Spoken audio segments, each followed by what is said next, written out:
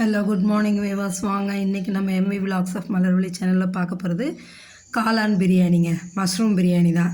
எங்கள் அம்மா செய்கிற மஷ்ரூம் பிரியாணி ரொம்ப நல்லாயிருக்கும். நான் அதனால் இன்றைக்கி அதுதான் செஞ்சு கேட்டேன். அம்மா செஞ்சாங்க. அதுக்கான பொருள் பார்க்கலாம் வாங்க. பாருங்கள், கிராம்பு, பட்டை, 2 ஏலக்காய், 2 பிரிஞ்சி லீஃப் எடுத்து வச்சுருக்காங்க. பாருங்கள், தக்காளி 2 வெங்காயம், 2 தக்காளி நறுக்கிறதுக்கு, இஞ்சி பூண்டு பேஸ்ட்டு, தயிர் 1/2 கப் எடுத்து வச்சுருக்காங்க. அரைக்கிறதுக்கு ஒரு தக்காளி, ஒரு 2 பத்தை தேங்காய், ஒரு 3 பட்டை வரமிளகா, ஒரு பட்டை, 2-3 கிராம்பு. இது அரைக்கிறதுக்குங்க. இது தாங்க. இது அரைச்சிட்டாங்க. பாருங்கள், வெங்காயம் ஃபுல்லாக நறுக்கிறாங்க. ஒரு 5-6 பச்சை மிளகா நீட்டாக நறுக்கி வச்சுட்டாங்க. ஒரு 3 பாக்ஸ் காளான் வாங்கி கழுவிட்டாங்க, மஞ்சத்தூள் உப்பு போட்டு. பாருங்கள், இப்போ பாத்திரம் வச்சு எண்ணெய் ஊற்றி பட்டை, கிராம்பு, பிரிஞ்சி இலை போட்டுட்டு பச்சை மிளகாயும் போட்டு புதினா கொத்தமல்லியை நல்லா ஆஞ்சதை கழுவி போட்டு வதக்குறாங்கங்க. நல்லா அம்மா வதக்கிட்டு அந்த புதினா கொத்தமல்லி வதங்கினதுக்கப்புறம் தான் அம்மா வெங்காயம் தக்காளி போடுறாங்க. நம்ம ஒவ்வொருத்தவங்க ஒவ்வொரு ஸ்டைலில் செய்வாங்க. இப்போ ஏன்னா காளான் பிரியாணி பெரிய பிரமாதமாக நாங்களும் தான் செய்வோமிங்க. நான் செய்கிற டேஸ்ட்டே வேறையாக இருக்கும், அம்மா செய்கிற டேஸ்ட்டு வேறையாக இருக்கும். ஆனால் அம்மா செய்கிறது எனக்கு ரொம்ப பிடிக்கும். அதனால தான் எங்கள் அம்மாவை செய்ய சொன்னேன். செஞ்சு தர்றாங்க. பாருங்களேன், அந்த இது புதினா கொத்தமல்லி வதங்கினதும் வெங்காயம் போட்டாங்க. 2 வெங்காயம் நறுக்குனாங்க இல்லைங்களா, அந்த பெரிய வெங்காயத்தையும் போட்டு வதக்கி தக்காளியும் போட்டு நல்லா வதக்கிடுறாங்கங்க.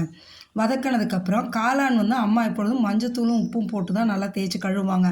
எப்படி நம்ம காலிஃப்ளவர் கழுவுறோமோ அதே மாதிரி அதை கழுவி அந்த காளானையும் போட்டுடுறாங்கங்க. நல்லா 3 பாக்ஸு ஃபுல்லாக போட்டாங்க. அதாவது 1 டம்ளர் அரிசிக்கு 1 பாக்ஸ் போடுவாங்க அம்மா.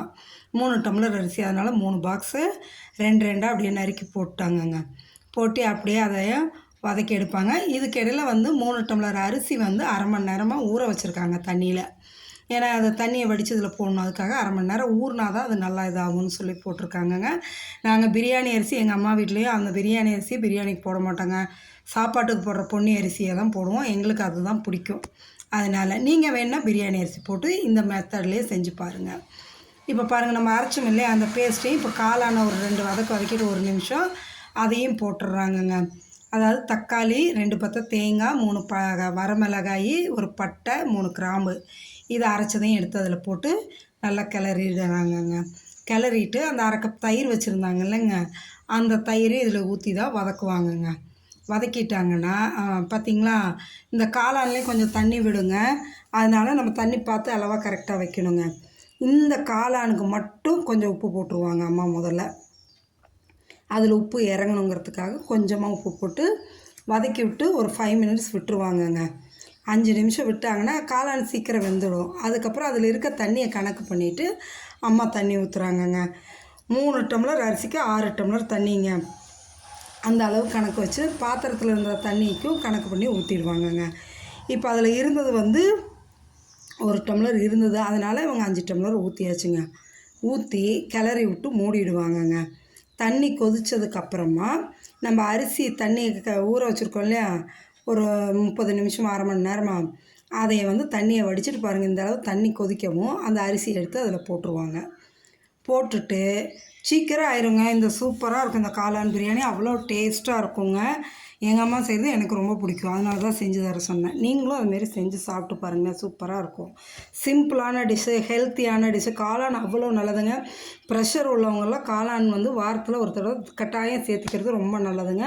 அவ்வளோ சத்துக்கள் அதில் இருக்குது. சரிங்களா, காளான் கட்டாயம் சாப்பிட்ணுங்க. நீங்கள் பாருங்கள், இதில் காளான் சில்லி, காளான் கிரேவி, அம்மா நிறைய ஐட்டம் செய்வாங்க. அதில் அரிசி போட்டாச்சுங்க. இப்போ பாருங்கள், ஒரு அளவு இதானதும் அந்த உப்பு, இந்த சாதத்துக்கு தேவையான உப்பு போட்டு கிளறாங்கங்க. கிளறி விட்டு நல்லா பொங்கல் ஸ்டேஜ் வர்ற அளவுக்கு, கொதன்னு வர்ற அளவுக்கு மூடி வைப்பாங்கங்க. மூடி வச்சுட்டு அதுக்கப்புறமா அவங்க பாருங்களேன், இப்போ இந்த ஸ்டேஜ் வந்ததும் அப்படியே அரிசி பார்த்திங்கன்னா 3/4 பதம் வெந்திருக்குங்க. இப்போ என்ன பண்ணிடுவாங்க, ஈவனாக கிளறி அமுத்தி மூடி தீயை சிம்மில் வச்சு விட்ருவாங்கங்க. ஃப்ளேமை சிம்மில் வச்சுட்டு கரெக்டாக 10 மினிட்ஸ் விட்டுருவாங்க. விட்டு எடுத்தோன்னே பொலன்னு மஷ்ரூம் பிரியாணி சூப்பராக இருக்குங்க. ஆமாம், நீங்களும் செஞ்சு சாப்பிட்டு பார்த்துட்டு சொல்லுங்கள் எப்படி இருக்குன்னு. நேற்று என் பொண்ணு செஞ்ச மோமோஸ்க்கு எல்லாருமே நல்லா சப்போர்ட் பண்ணியிருக்கீங்க. ரொம்ப தேங்க்ஸுங்க. இப்போ இந்த மஷ்ரூம் பிரியாணியும் நீங்களும் செஞ்சு பார்த்துட்டு எப்படி இருக்குன்னு சொல்லுங்கள். மறக்காமல் நம்ம சேனலை பார்க்குறவங்க முதல் தடவை பார்க்குறீங்கன்னா சப்ஸ்கிரைப் பண்ணிவிடுங்க. சப்ஸ்கிரைப் பண்ணவங்க உங்கள் ஃப்ரெண்ட்ஸ் அண்ட் ரிலேட்டிவ்ஸ்க்கு ஷேர் பண்ணுங்கள். அவங்களையும் சப்ஸ்கிரைப் பண்ண சொல்லுங்கள். சரிங்களா, பாருங்கள், சூப்பரான மஷ்ரூம் பிரியாணி பலன்னு ரெடி ஆகிடுச்சுங்க. இதுக்கு வந்து ஆனியன் ரைத்தா வச்சுருக்காங்கங்க. உளுத்த வடை 2 செஞ்சுருக்காங்க அம்மா. பஜ்ஜியும் போட்டாங்க. எல்லாத்தையும் எடுத்து வச்சுருக்காங்க. வாங்க சாப்பிட்லாம். நீங்களும் இதேமாரி செஞ்சு பார்த்துட்டு எப்படி இருக்குன்னு கமெண்ட் செக்ஷனில் கமெண்ட் பண்ணுங்கள். சரிக்கா, மறக்காமல் செஞ்சு பார்த்துட்டு சொல்லுங்கள். மறக்காமல் சப்ஸ்கிரைபும் பண்ணுங்கள். சரிங்களா? Okay, thank you viewers. நீங்களும் மஷ்ரூம் பிரியாணி செஞ்சு சாப்பிட்டு பார்த்துட்டு உங்கள் ஃப்ரெண்ட்ஸ் அண்ட் ரிலேட்டிவ்ஸ்க்கும் ஷேர் பண்ணுங்கள். Okay, thank you viewers.